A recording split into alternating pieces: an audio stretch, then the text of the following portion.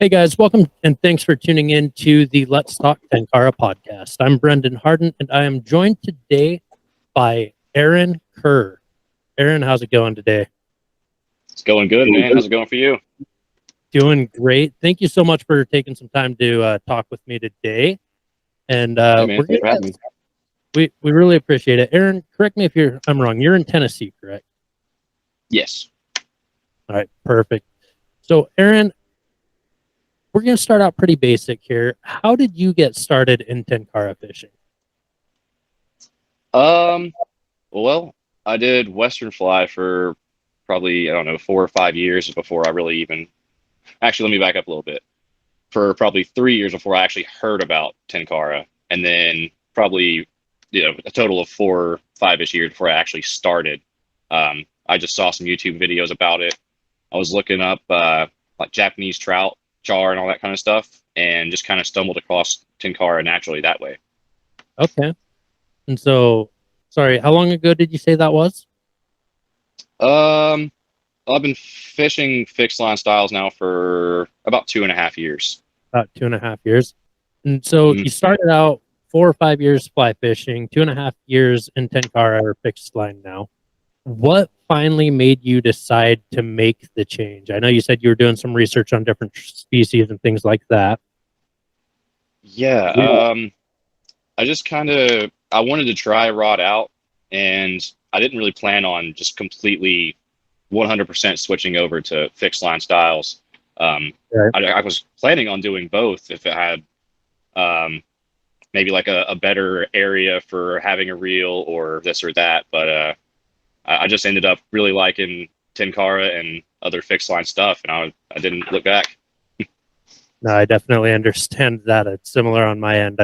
I got into it and it's like, man, this is really cool, but I've still got all these fly rods. And then Yeah. I fly fished Western for over 15 years. And Oh wow. so Okay. I've got quite a few different fly rods and stuff. And now they're all sitting in a storage closet. I've Yeah. used them maybe 5 times in the past 4.5 years. I've got So two broken ones. I've got a couple of those kicking around too.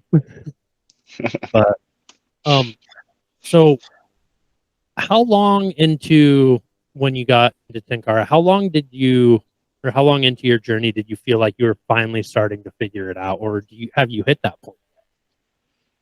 I'm still learning stuff every day, but I think I'm decently efficient enough. Caught a lot of fish on it. But yeah, I don't know. It's kind of hard to say. I think it took me like 2 or 3 weeks to even catch a fish when I first got my rod. My first rod, that is. And what was your first rod?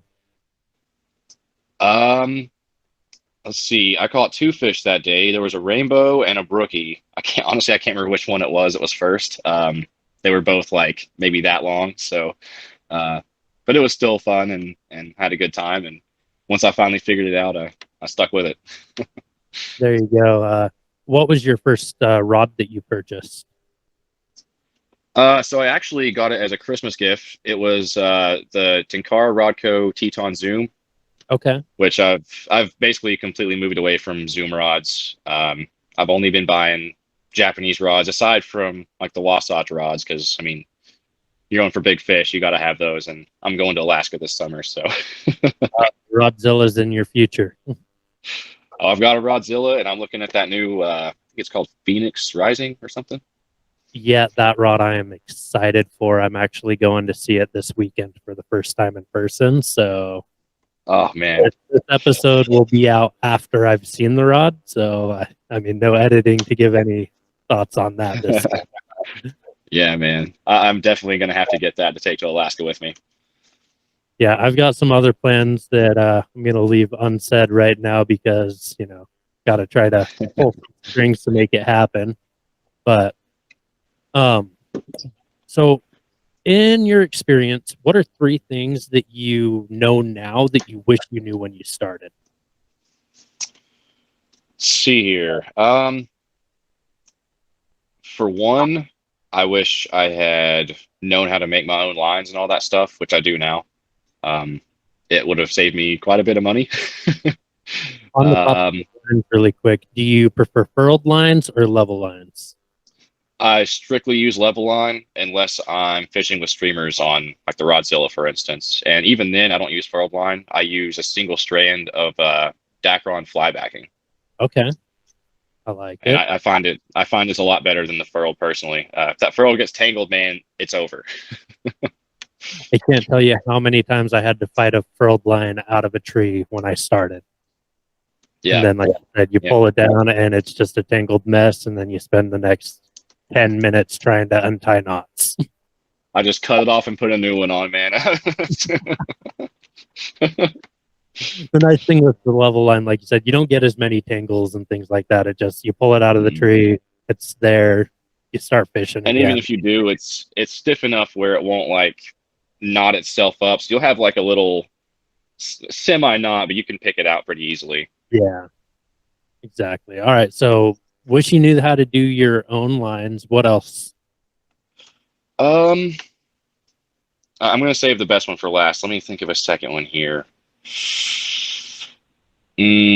Probably better casting techniques. It took a while to adapt from having a reel and like double hauling and all that stuff. So it was definitely hard to get the casting down, get the fly where I wanted it to go.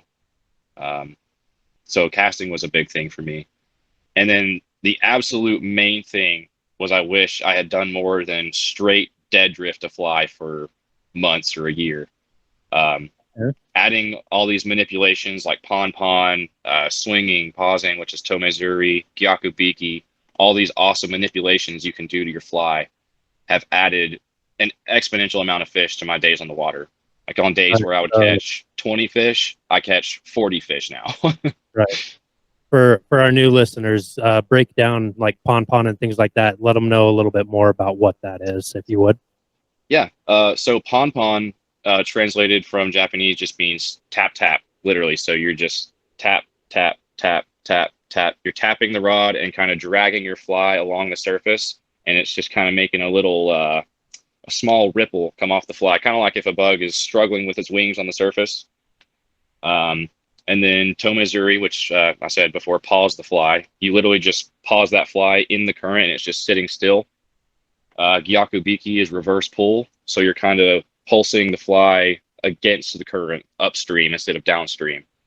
Um, there's another one that's it's something else, Biki. I forget the name of this one, but it's downward pull, so you're pulling with the stream.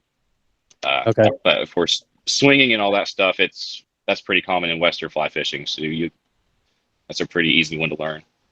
Yeah, absolutely. A lot of those are terms that I didn't know, things I do, but I didn't know the technical term for them. So it's something Yeah. new to do. And then as far as like those different methods that you're using, which would you say has produced the most fish for you?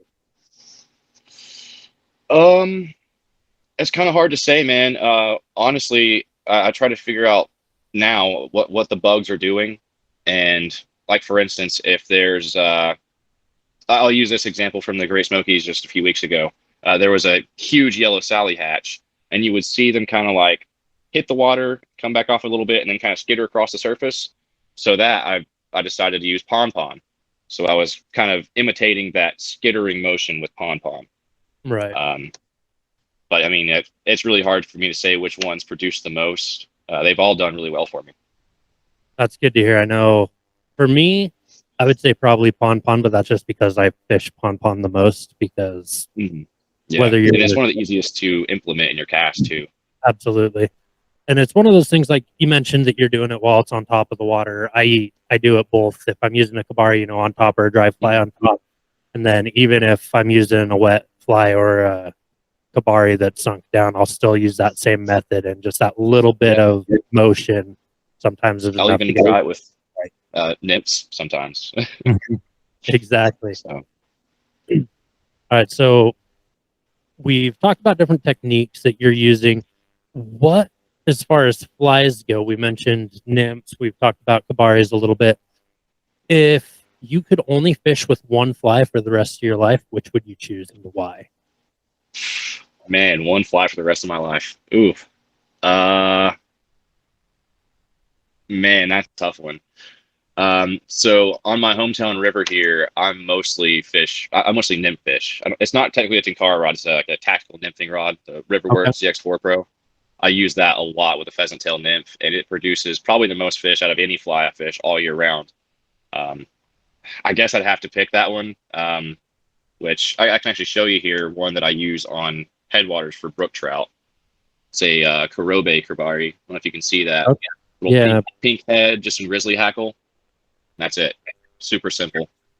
So one of those two, man. It's kind of hard to choose, but No, I definitely get that. I go back and forth. People are like, which would you choose? And it's like, the blowtorch is a really good nymph, or if we're talking, if I'm only fishing in the like early fall, then the elk hair caddis is a great fly. Like, I can't pick.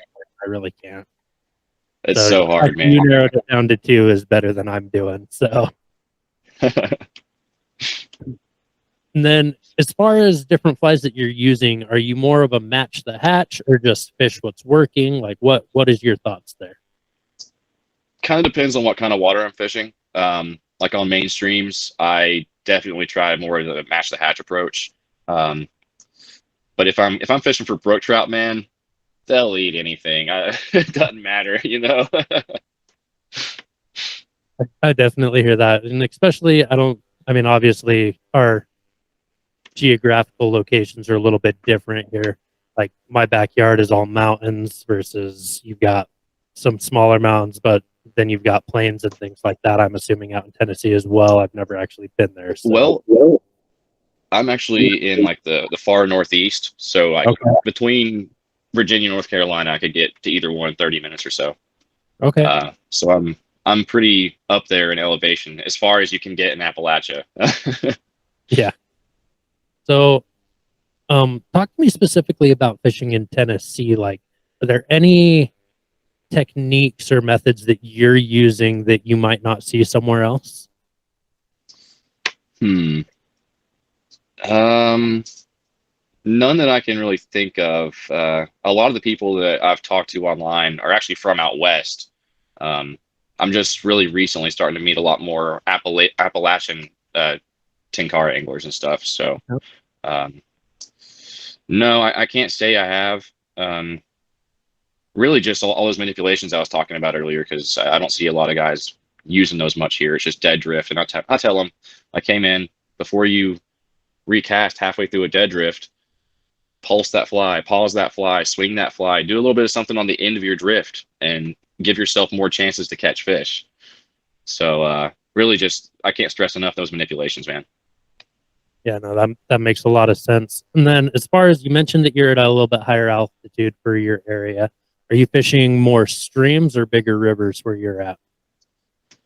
So I'm really close to two trophy tailwaters, which I don't fish a lot. However, I did catch a really big brown on one of them. But I'm mostly fishing like freestones and spring creeks. Okay. So those little fish that we were talking about at the beginning are pretty common for you.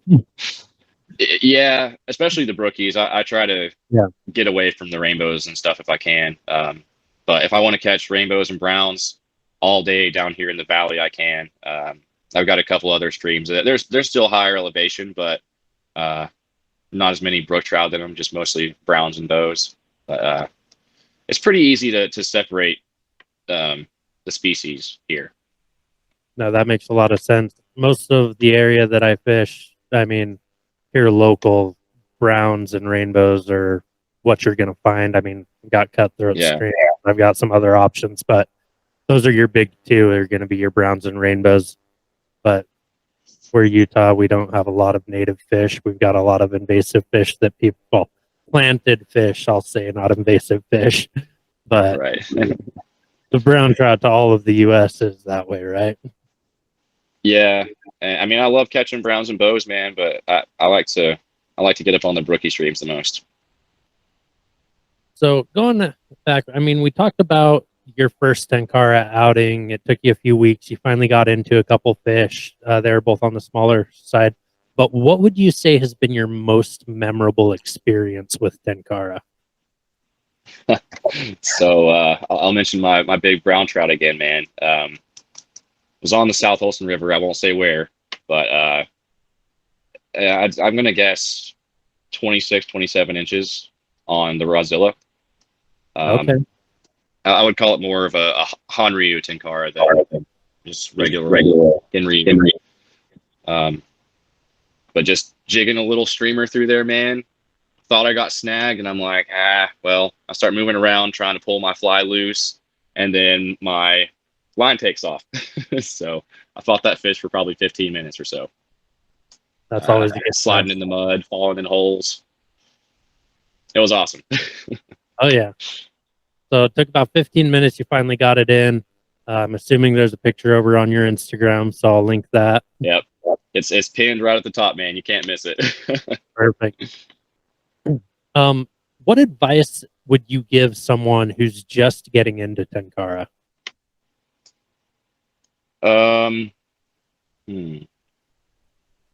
Definitely try to reach out to some people online. There's a lot more resources for fixed line stuff than there has been in the past. Like a lot of the, I guess you'd call them OGs, like the guys been fishing this stuff for a decade. There wasn't a whole lot of resource for them, 10 years ago or 12 years ago or whatever. So there's plenty of resource now. Watch some YouTube videos, learn how to make your own lines, learn how to tie flies. I'd really just reach out to some people online and have some conversations. I love that. I mean, the community, like you said, it's growing very fast, and there's a lot of good resources out there, and people are always willing to talk. Even since I started, it's gotten big. Absolutely. When I started, I started watching a few YouTube videos. I went out and did a lot of trial and error.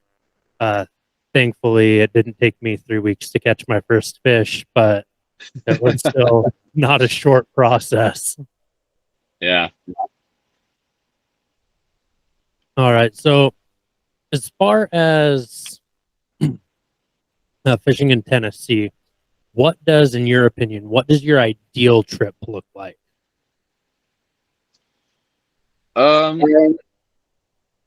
Well, I definitely prefer fishing with friends than by myself. I just think it's a lot more fun to be on the water with somebody else, and especially if you're deeper in the mountains. If you have a chance of getting hurt, you really should have somebody with you versus being alone.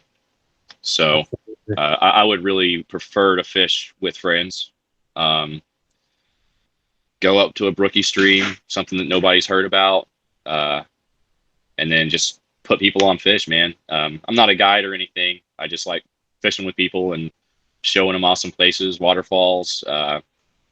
In between, I like to forage for mushrooms and stuff like that. So if I can just pack all that in one day, I think that'd be my perfect day. No, that's awesome, and that makes a lot of sense. Fishing with people is always great. That's part of why I did get into guiding, is I like being able to help other people learn and get other people on fish. Like, yeah, I love catching fish, but just helping someone else get out and get their first fish, or helping them get into more fish than they've ever got into before, is just it's a feeling you can't get anywhere else. And it's definitely really nice to see someone's excitement, especially if they've been struggling for a long time, man. If they just couldn't figure it out, you take them out on a stream, and I'm like, look, I know you're going to catch something, and then lo and behold, bam, they get one. Just to look on someone's face is really it's a good thing. Oh, absolutely. All right, so that's kind of your ideal trip. What does an average trip look like?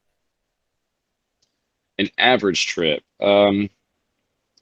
Like I said, I fish my hometown river probably a little more than a lot of the brookie stuff, just because I live about a block from it. So if I want to, I can just walk down there and start casting. Lucky. So, oh, dude, even more than that, 15 minutes in any direction, I'm on a brook trout stream. So I'm surrounded by good water. But usually an average day, I'm probably just on the river down here because it's literally right there. But I definitely like an average day to be on one of those brookie streams. But it requires driving and getting up in there, and especially if I'm by myself. Like I said, I don't really like to get deep in the mountains alone. I will. I have done many times, but yeah, I would prefer to be with somebody. No, that makes a lot of sense. I'm going to go back to something that we talked about a little bit earlier. You mentioned you started out with a Tenkara rod company rod. Is that right? Yeah. And then you mentioned you've got some Japanese rods. You've got Rodzilla, obviously. You're eyeballing Phoenix Rising, like anyone who's seen the rod or a picture of the rod is. What does Mhm. your Tenkara rod lineup look like? Well, I've got maybe 12 or so rods now, I think. Um, I've got two Rockies from Tenkara Rod Co. They're just my backup Alaska rods. Um, I've got a Tenkara USA Imago. Let's see. I still got the Teton Zoom. I've got a Tiny Tenkara. I've got a Pebble connector T260, which I use that one a lot on brookie streams. My daughter has a River Peak Popstar, which I broke, but that rod is absolutely incredible. So I would recommend anyone get that, especially if you're fishing for small fish on brookie streams, or if you're out west, little tiny cutties and stuff like that. Definitely get a Popstar. I've got a Nissan Royal Stage. Um, I actually have a K-Ryu rod. It's Suntech Solanabori. Let me think here. Then I've got the Tenkara Rodco Yari and the Kita. Okay. And of course the Riverworks ZX4 Pro. I think that's it. And Rodzilla.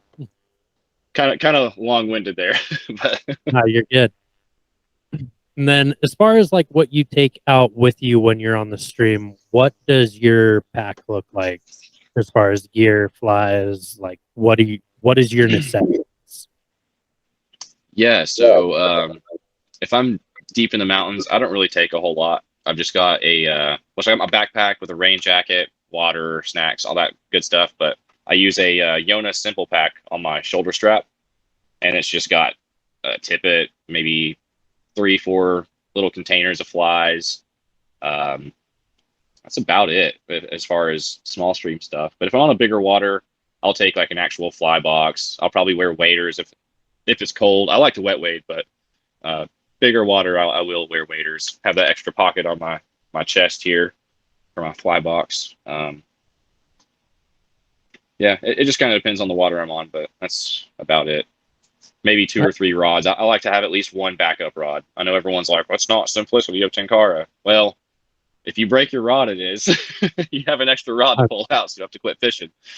I'm with you there. I will say one of the tips that I've been sharing with people recently that another guide actually shared with me a month and a half, 2 months ago. He recommended that I carry a spool of electrical tape with me.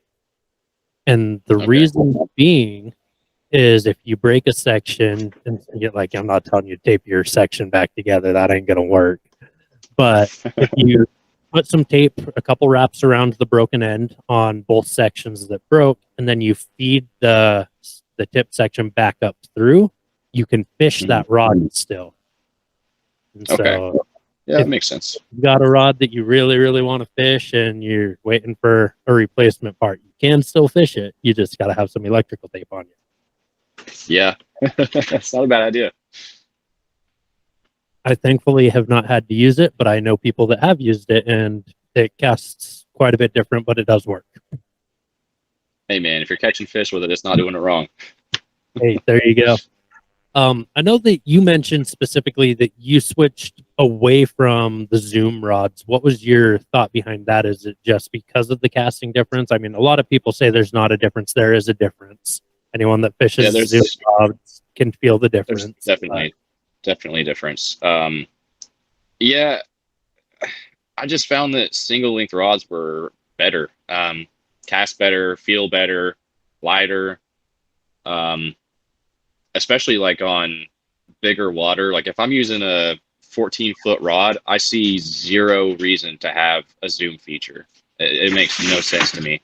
So yeah, but on smaller streams, I could see it being more useful, especially in Appalachia where everything's, you're crawling through stuff. Right. Having a zoom feature is good for that, but even still, I prefer just having a single length rod. 7, 8, 9 feet. No, I don't blame you there. I fish a lot of zoom rods. Part of that is due to my close proximity to Wasatch Tenkara rods being less than an hour away. But Yeah. for me, like you said, a lot of the small streams, the multiple zoom rods are just the ideal situation. And Mm-hmm. I personally fish a lot of small streams. I guide on bigger rivers, but even there, like I've got a couple. Well, even my bigger rivers have spots that there's just trees overhanging, and so being able to shorten your rod a little bit is always nice. But I Yeah, can for sure. definitely understand from a simplicity standpoint that it does make life a lot easier, and like we already said, it does cast different. Mm-hmm. So, perfect. Is there? I mean, we've talked about quite a bit here. Is there anything that we haven't talked about that you feel like we should have talked about? Mm. I really just wanted to get those manipulations out there because that's the biggest thing that's helped me really increase my angling skills. I'd say always look up and back. Don't just blindly cast because you're going to lose a lot more flies if you don't. That's Just make sure you got a good cast before you start whipping it around, man. That's a big thing. No, I'm not really thinking anything off the top of my head that's more important than the manipulations. absolutely perfect. The last question I've got for you, well, I guess second to last question technically, but the last question as far as the fishing aspect, if someone's looking to plan a trip in Tennessee, what should they know beforehand and where should they start? Well, depending on what part of Tennessee you're going to, if you're going to come to the East Tennessee where I'm at, you definitely need to be equipped with some shorter rods. You're going to be in a lot more cover. I mean, if you're fishing a bit more to the west or middle part of Tennessee, probably not going to be like that. It's a lot of bigger rivers, so you want bigger rods, bigger flies. There's a lot more warm water off to that side of Tennessee as well. Where I'm at, it's mostly trout and char. If you want to catch warm water fish, you got to go to the lake, or there's a couple of warm water streams around here, but it's pretty scarce. So I would just research what area you're going to, and at least look up what kind of species are in that area, because that's going to be a big factor in what you choose for equipment. Absolutely. Perfect. And then the last question I've got for you is where can people connect with you and follow your journey? Yeah, so Appalachian_AF on Instagram. I have a link tree on there so you can see everything I've done. I've got a YouTube channel, but I don't really post on it much. Just a couple shorts right now, but I'm working on it. And there's other stuff like podcasts, guest work, articles, things like that. But Instagram's probably the best way to reach out to me. And if not Instagram, I do have Facebook. I would definitely prefer the Instagram, but if you get on Facebook, we have a group on there called the Fixed Line Freaks. So I'm in there. Definitely join that group if you want to learn about Tenkara and other fixed line styles. I'm very active in there, and a bunch of my other friends are too. So get some good info there. Perfect. Well, thank you very much, Aaron. It's been a pleasure having you on. Thank you guys for tuning in to this week's episode. You can connect with myself on Instagram at Let's Talk Tenkara, or shoot me an email over at letstalktenkara@gmail.com. And feel free to reach out to me with any questions or ideas for future episodes. And then we are looking for other people that are wanting to come on and share their knowledge about fishing in their state. We're 2 states so far out of the 50 we're trying to cover.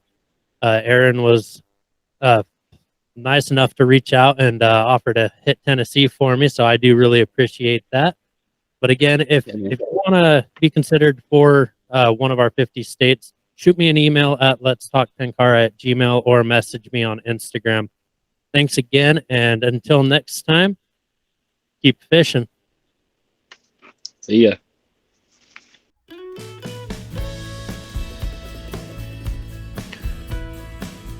This has been the Let's Talk Tenkara podcast, hosted by Brendan Harden. Special guest, Aaron Kerr. Appalachian AF on Instagram. You can reach us on our Instagram at Let's Talk Tenkara, or shoot us an email at letstalktenkara@gmail.com. Feel free to reach out with any recommendations for future episodes or any suggestions to make the podcast better. Thank you for tuning in, and tune in next time, and let's talk Tenkara, a Salt Lake Tenkara production.